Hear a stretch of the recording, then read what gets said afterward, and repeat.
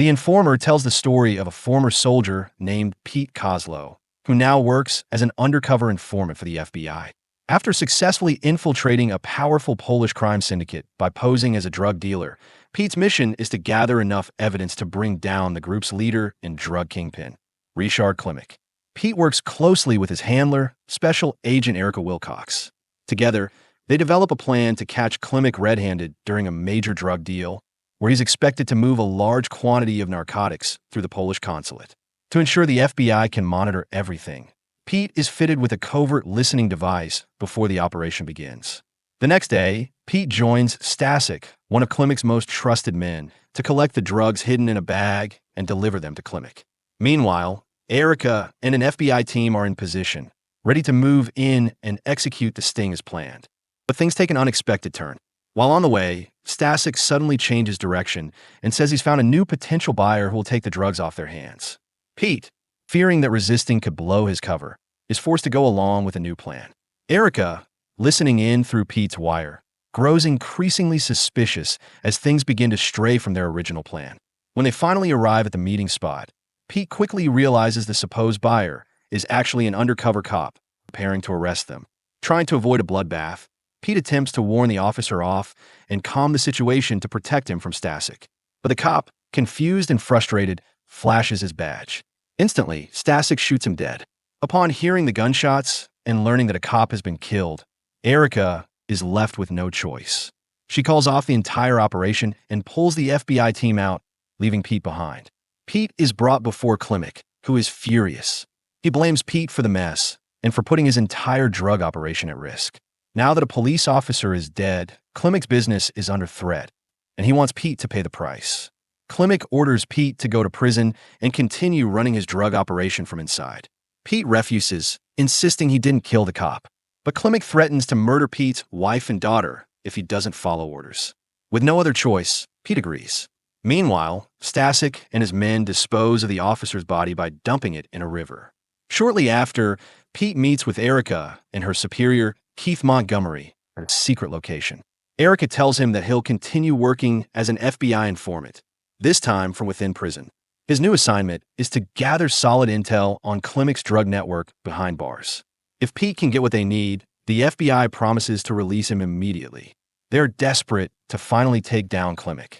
Pete is furious. Not only has the mission gone wrong, but now the FBI is sending him to prison to clean up their mess. But Keith reminds him that this is the only way, and that Pete needs to think about his family now. There's no other way out. At the same time, NYPD Detective Edward Grenz begins investigating the murder of the undercover officer who had posed as a buyer. Grenz suspects the Polish mafia is behind it. Returning to the crime scene, he reviews security footage and spots Pete in the area during the time of the killing. Edward immediately orders his team to investigate Pete. After learning about Pete's background, he becomes convinced that Pete is the one responsible for the murder of his undercover officer. Without hesitation, Edward issues a warrant for Pete's arrest. Once Pete is taken into custody, Edward confronts Erica and Keith, only to find out that Pete is currently working as an informant for the FBI. Edward suspects that the FBI purposely placed Pete in prison to investigate something connected to the death of his officer. However, Erica and Keith refuse to reveal any details about their operation to capture the drug lord Klimek. They also deny any knowledge of the murder. Frustrated, Edward decides to dig deeper on his own. He's determined to find out who is truly behind the murder. Meanwhile, inside the prison, Pete is quickly approached by members of Klimek's drug network, who are there to assist him with distributing drugs behind bars. However, Pete is being watched closely by a prison warden named Sluit, who has been suspicious of Pete's movements since day one. The next day, Pete begins distributing the drugs discreetly from one inmate to another, doing his best to avoid being caught by the guards. That day, sales skyrocket, and the group makes a significant profit. Outside the prison, Edward pays a visit to Pete's wife, Sophia, hoping to find clues about Pete's involvement in the case. Edward assures her that he believes Pete is not the killer and says he can help get him out of prison. But Sophia stays silent, remembering Pete's warning not to trust anyone. Unable to get anything from her, Edward gives her his business card and tells her to call him if she ever needs help. Edward then visits the prison and attempts to contact Pete through one of the inmates who secretly works as his informant. Back at FBI headquarters, Keith tells Erica to terminate Pete and shut down the mission to bring down Klimek. He's afraid that Edward's investigation could expose them. If the NYPD finds out they were aware of who really killed the undercover officer, both of them could end up in prison themselves.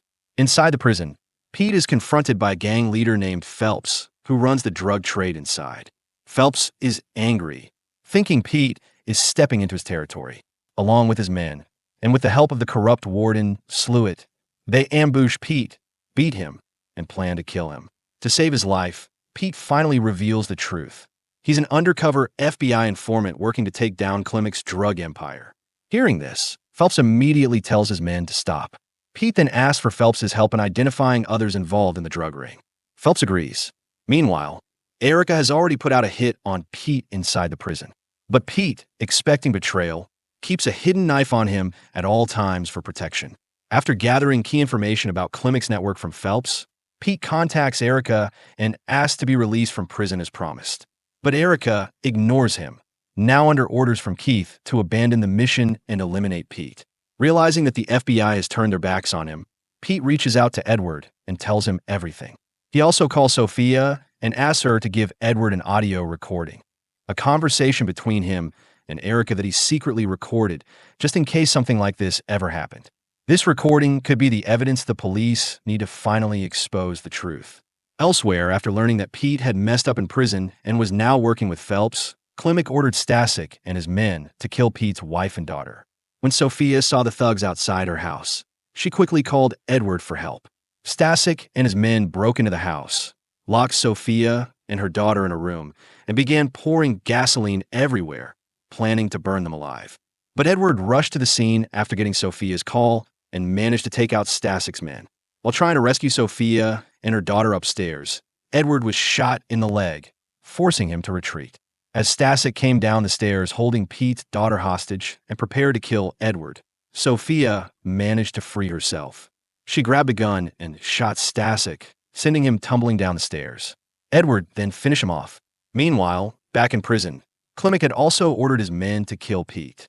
When Pete walked into his cell, one of Phelps' men gave him a warning that the hit was about to happen. Pete rushed to his bed, only to discover his knife was missing. A Polish gangster attacked him moments later, and a brutal fight broke out. Though it was close, Pete managed to overpower and kill his attacker. When the guards found out, Pete immediately became a target. Desperate, Pete grabbed Sluitt and took him hostage, using him as a human shield to escape from the guards. He knocked Sluitt unconscious and dragged him to the top of the prison tower, hiding among the gas pipes and cylinders. It wasn't long before Keith and the FBI surrounded the prison.